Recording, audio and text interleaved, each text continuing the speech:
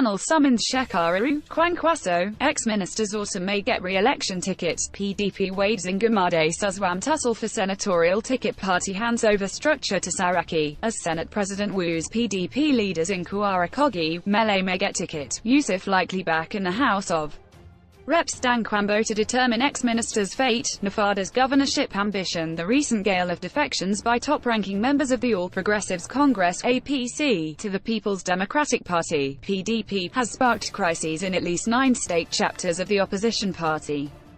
Kano, Kwara, Benue, Kogi, Gombe and Sokoto are top on the list of the affected states, The Nation can now report. The rest are Imo, Adamawa and Bauchi. Party sources said yesterday that beneath the euphoria that greeted the defection of 1 governor, 11 senators and 35 reps, for now, is immense resentment toward the defectors by current members of the PDP. Disturbed by the brewing tension, the PDP leadership has mandated the party's Committee on Contact and Mobilization to wade in and hold talks with stakeholders. The committee is headed by ex-Cross River State Governor Lee Yelamoke. It is scheduled to meet with stakeholders from the affected states tomorrow in Abuja.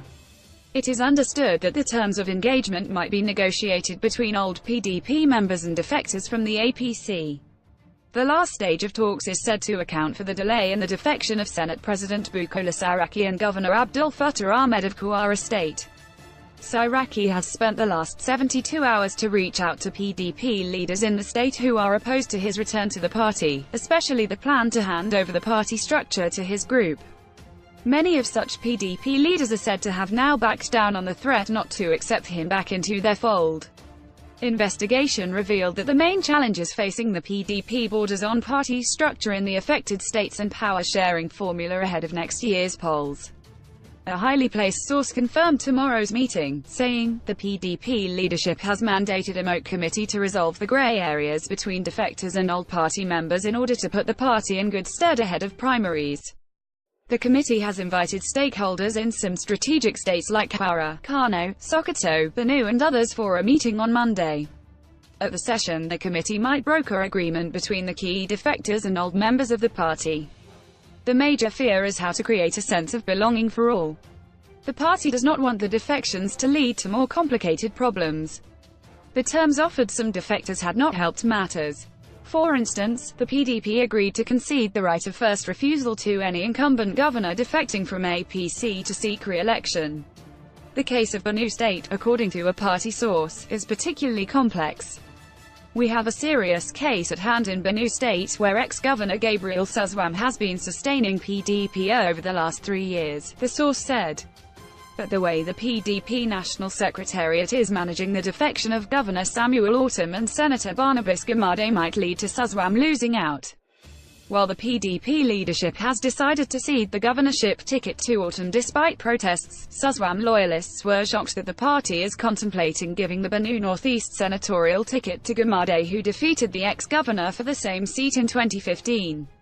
We do not know how the party will appease Suswam, who is a key member of the MOC committee. The alternative for Suswam is to either defect to APC or engage in sabotage in 2019 if he is politically stripped naked. Having been a long-time associate of the Saraki dynasty, there is suspicion that the Senate president may have negotiated for Gumade. A similar situation is playing out in Gombe State, where Governor Ibrahim Hassan Dankwambo is said to be deeply interested in picking his successor. His decision is unlikely to go in favor of a former Deputy Speaker of the House of Representatives, Senator Bayero Nafada, who is interested in the governorship seat. All that Nafada has wanted since 2015 is the governorship ticket, a source said. But the governor is said not to be sure of Nafada's loyalty post-2019 and is therefore not comfortable supporting his aspiration. The source added, the worst-case scenario for Nafada is to return to the Senate, which might put paid to his dream of governing the state. Also, a former Minister of Transport, Idris Umar, who left PDP for APC in 2016, has been holding talks to return to PDP.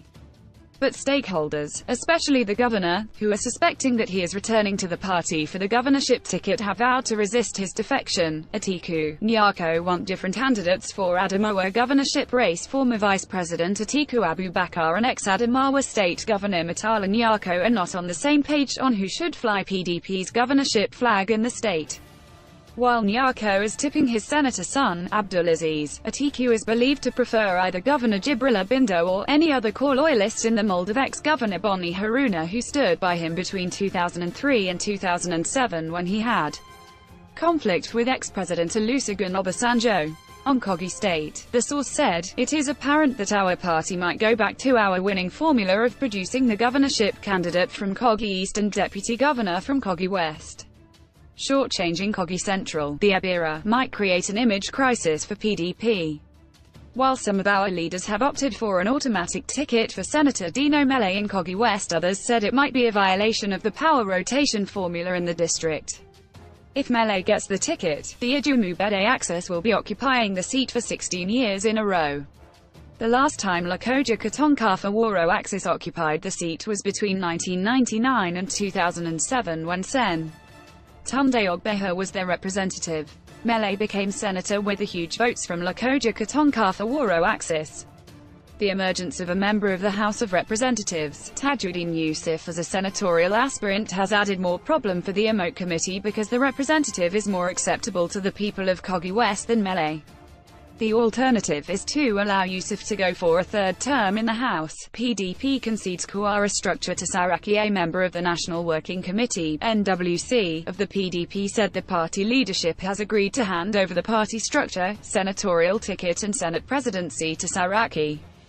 He will also decide those to fly PDP's flag for the governorship and House of Representatives elections. The source said, the old leaders of the party are however tasking the PDP secretariat on what is on the table for them.